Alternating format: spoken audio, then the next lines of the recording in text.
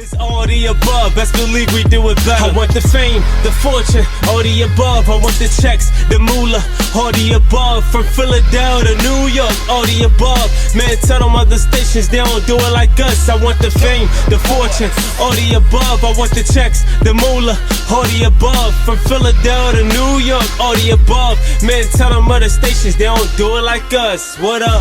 Hey, what's up, guys? It's your girl, Angel Marie from All the Above, and I am joined here today by comedian Christian McCartney. How are you?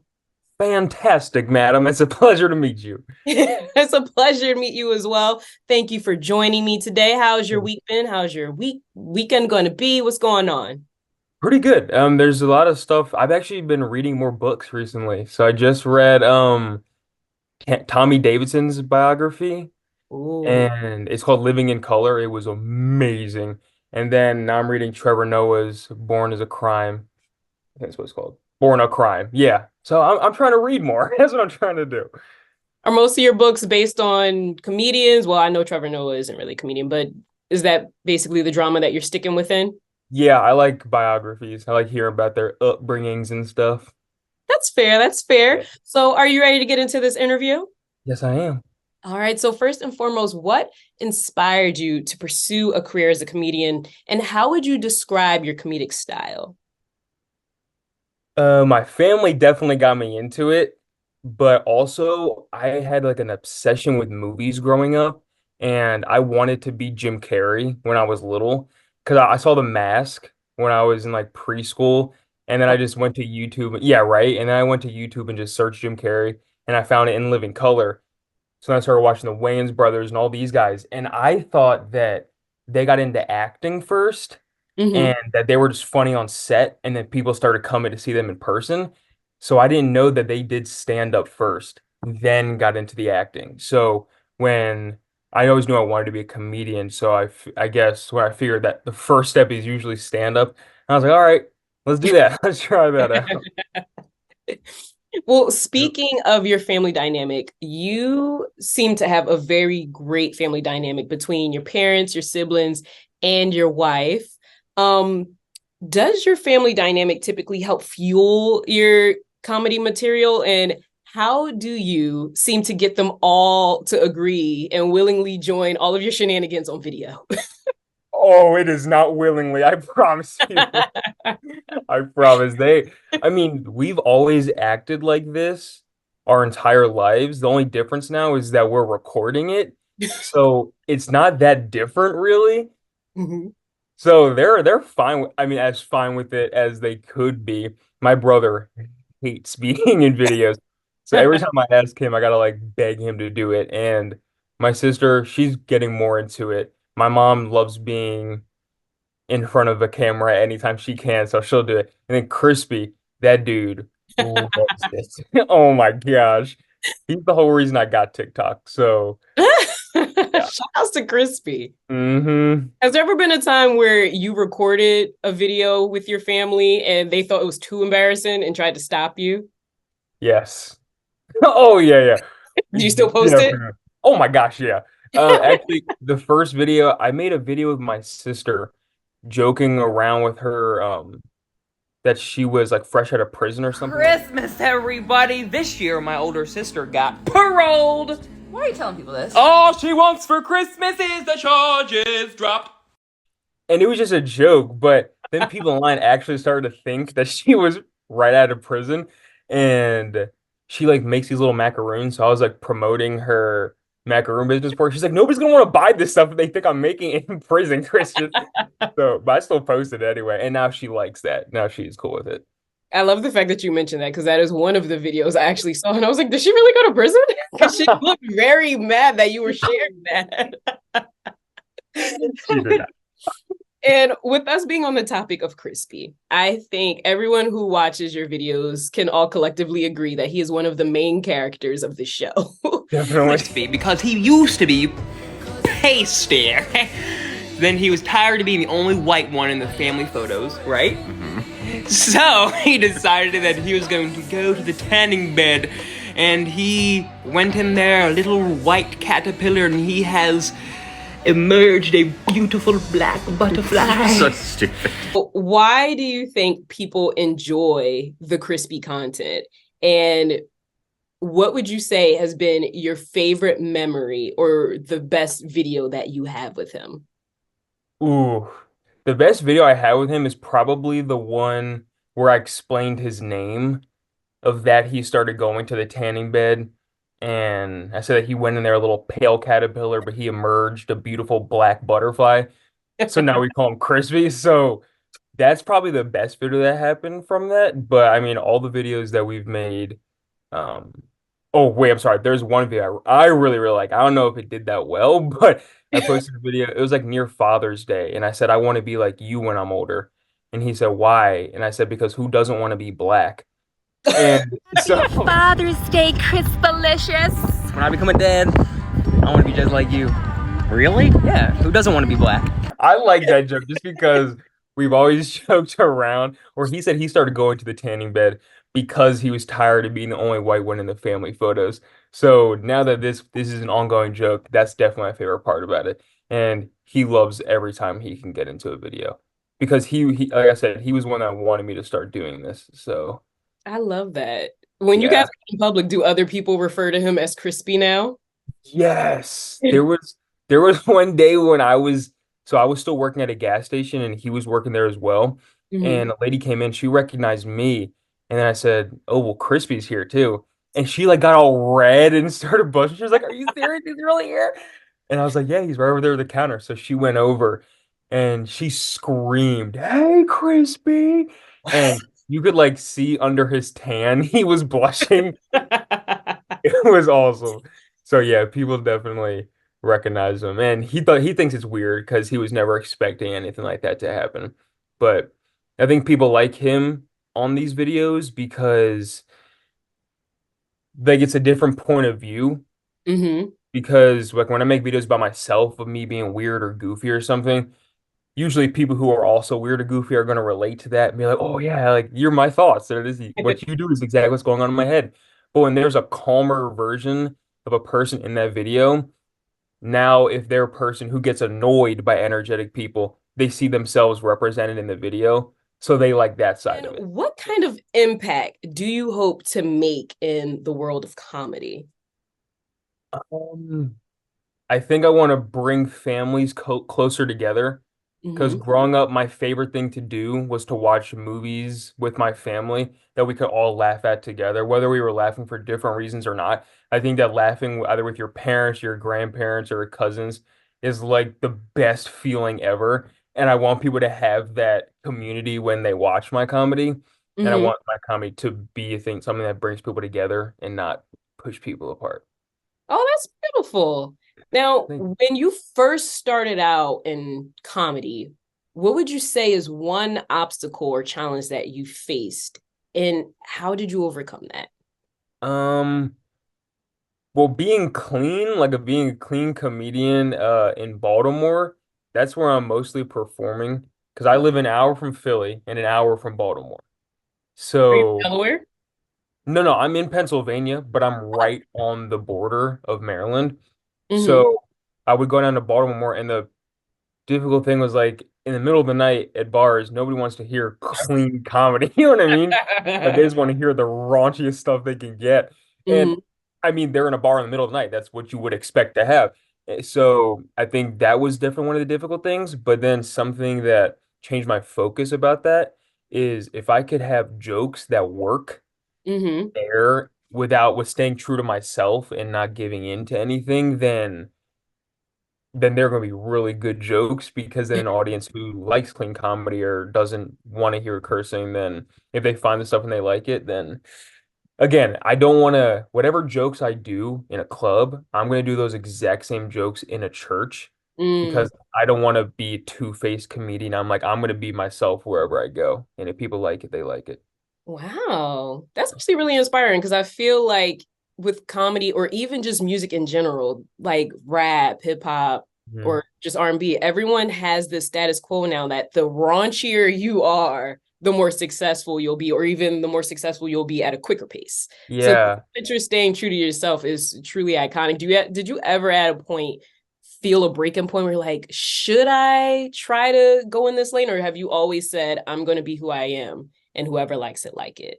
Yeah, I think I've always had that mindset just because when we were really, really young, like I said, I've wanted to be a comedian my whole life. So my parents always embraced that we were all weird and that we'd all be doing goofy things. And like we'd be in public when we were little, and my parents would start dancing to the music like in Walmart or something just to try to embarrass us.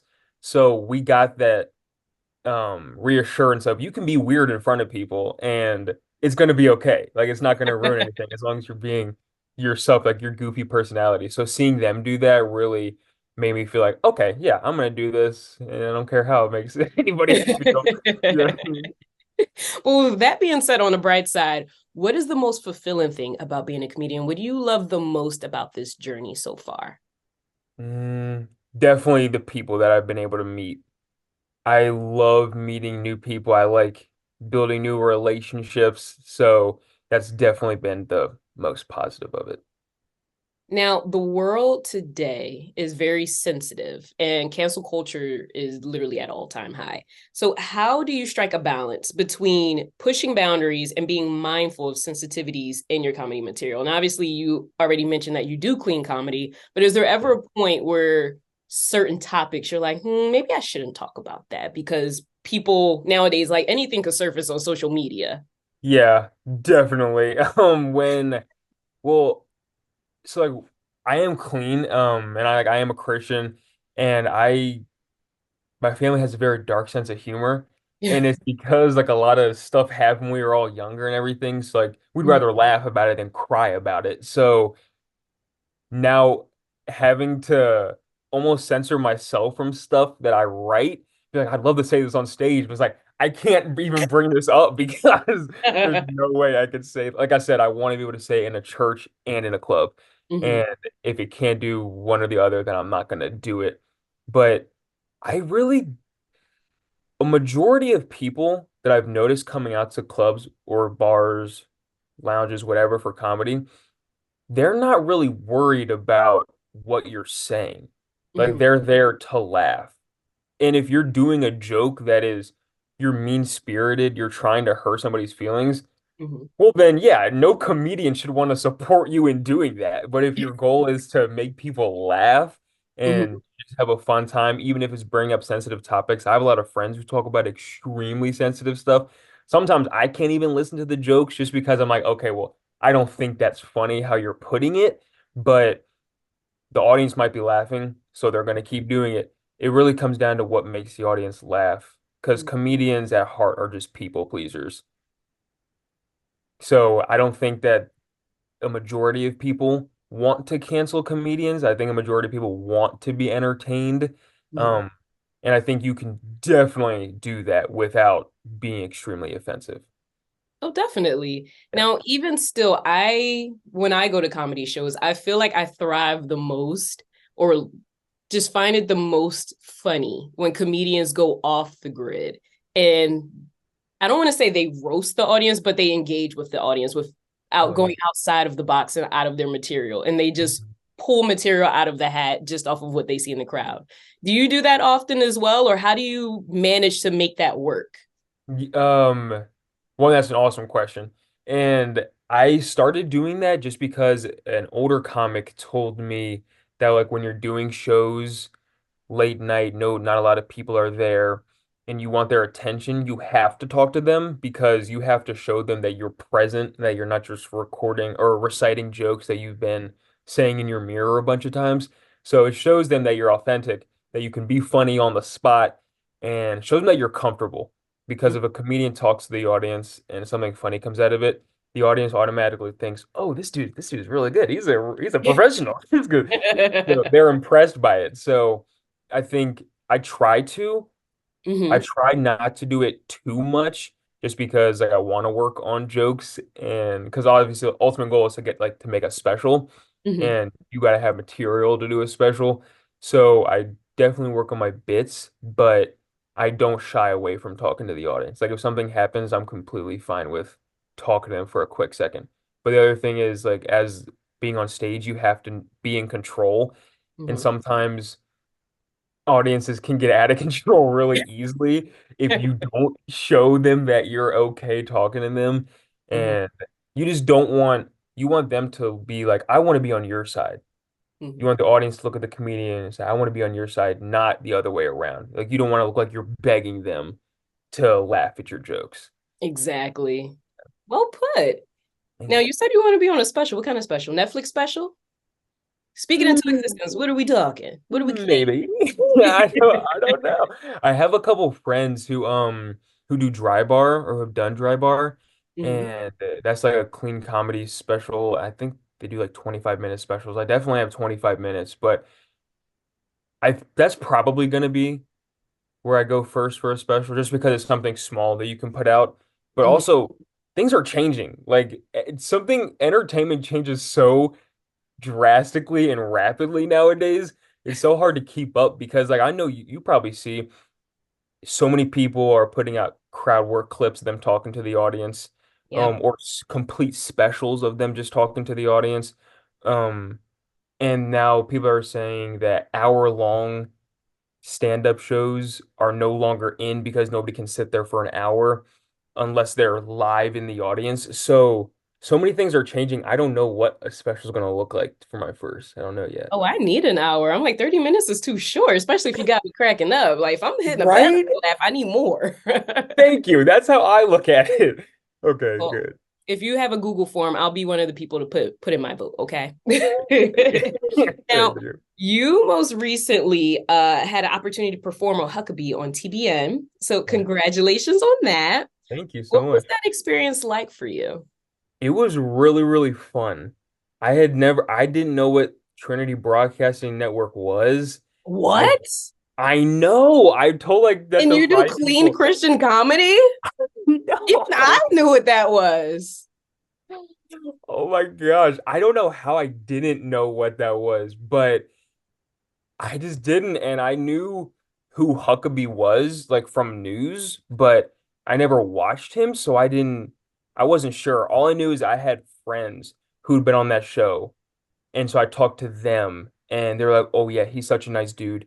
And I believed them, but when I got there, he is like a almost scarily genuine person, Oh. especially because of how long he's been in entertainment. Um, like I'd put news and all that stuff in entertainment. Uh, he's definitely a really nice guy to talk to. Like he doesn't make it seem like, oh, I'm Mike Huckabee.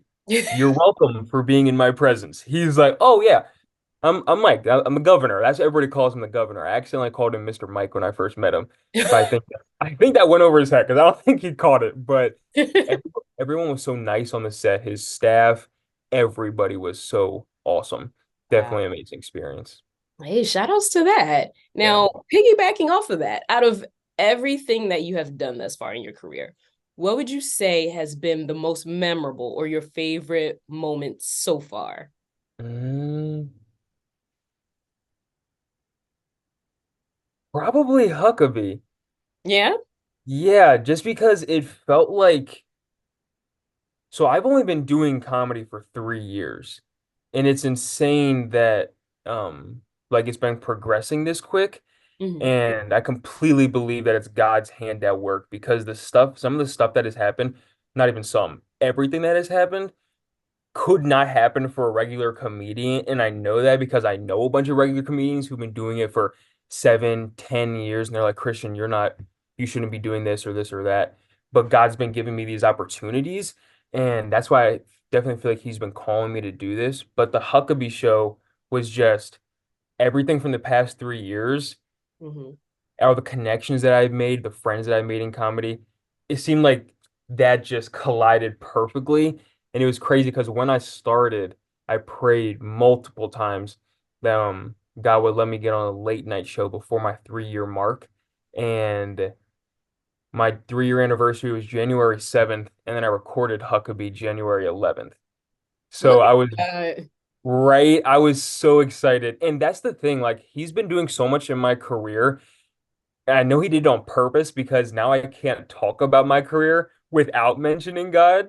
But I mean, as I'm completely fine with all glory to him. He's the one doing this. He's just using me. And I know he's using me for something amazing and the people around me and just being like an inspiration for the younger kids in the community. That's one of the really big things also. Hey, I know that's right. Put some respect on his name. Yeah. Yeah. Now, if you could collaborate with any comedian, past or present, who would it be and why? Jim Carrey. I knew it.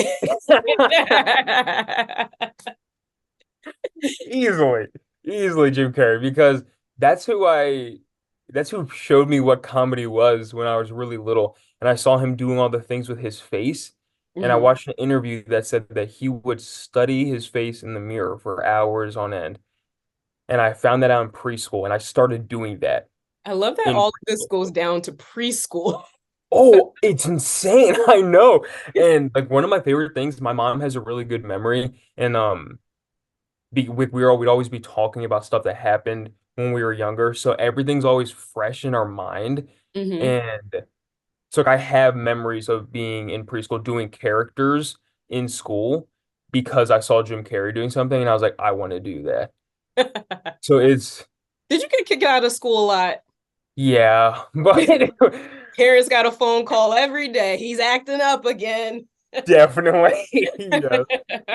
Yeah, there was one day I actually this was in preschool, I wore a tracksuit and I Mhm. had a chain on. I took one of my dad's chains and I put it on my neck and I wasn't wearing a shirt underneath the tracksuit and I had the zipper like down so you could see my chest and the chain, I don't know if it was because my skin was so sensitive or what, but Mhm. my neck was all red because of the chain and they sent me home because I thought I had something, but it was just because of the chain on my neck. And that I remember that was like one of the first characters I did in school. It was just an old Italian dude, but Hey. Now, out of everything, or actually, what is next, actually? What's next for Christian McCartney? What can mm, we all expect to see from you in the future? Or obviously, whatever it is that you can disclose to everyone. yeah. Um, Hopefully more acting. I want to start getting into acting also more. Definitely stay doing stand up because there's nothing better than live comedy, Mhm. but definitely get into acting, voiceover work, and I want to be like a prodigy under a comedian. Like I want to work with an older comedian who knows the industry and knows what they're doing and learn under them because I know I'm really new and I don't want to blow up and then not have anywhere to go because I don't know how to work things or know how to spread it out longevity and not just 4 years in and then done Mhm. because I don't know what to do next. So I want to learn underneath an older comedian who knows what he's doing or what she's Hey, doing. someone who's ready to do some homework. I know that's right. Yes. Now, Yes. how can our listeners and our viewers stay tuned with everything that is going on in your world? How can they find Christian McCartney? You can find me on Instagram, Facebook, and TikTok at Real Christian McCartney. And my website is mrmccartney.com. I post everything all the time. You heard the man. Make sure you follow him across all social platforms. Give him that support. Go to any of his upcoming shows. I'm sure you are going to post any information whenever you're in someone's town. But before you guys go, make sure you also follow us at _ all of the above one. That is where you will stay up to date with everything that is going on with our show. And you will also see clips of this interview as well. And also make sure you follow us on YouTube at All of the Above Podcast and hit that subscribe button. That is where you will see a host of all of our celebrity interviews, especially this interview with the hilarious Christian McCartney. And I'm not just piping him up. This man right here is hilarious. So make sure you check him out. And as always, I'm your girl, Angel Marie from All the Above, and we will see you guys next. Wednesdays at 7, Angel Marie and Kevin playing the illest records, bringing us back together. Philly is all season, storming through any weather, leaving the track bleeding. When we pull it together, we applying my pressure. I am your new professor, teaching us so some.